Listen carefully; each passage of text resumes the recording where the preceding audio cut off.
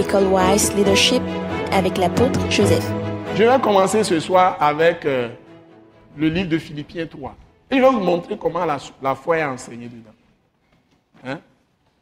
Parfois, vous ne voyez pas le mot foi. Mais la foi est enseignée. Parfois, vous voyez le mot foi, mais on ne le définit pas. Mais dans le même contexte, la foi est enseignée.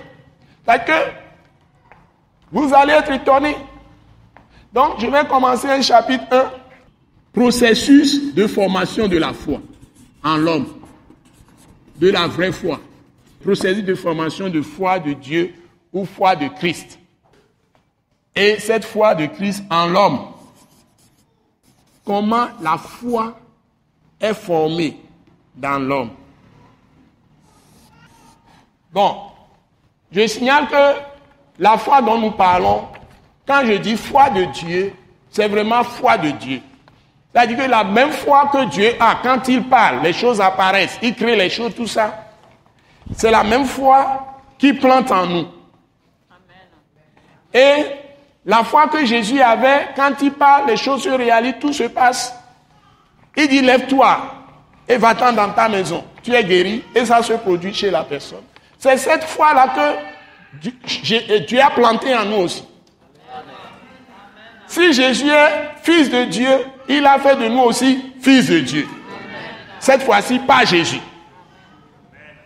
N'oublions pas ça. La parole qui nous donne d'apprendre et d'avoir la pensée que nous devons avoir, c'est sa parole et ce sont ces pensées que nous allons avoir à travers sa parole.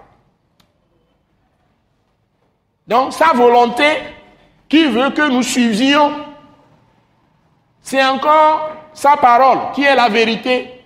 Donc, si nous suivons sa parole, nous aurons la même volonté que lui. Suivez bien. Son amour qu'il demande de témoigner les uns aux autres, c'est encore pas sa parole qui est la vérité. Donc, si nous sommes dans sa parole, nous mangeons sa parole, ce même amour de Dieu, la qualité de cet amour va être produite en nous.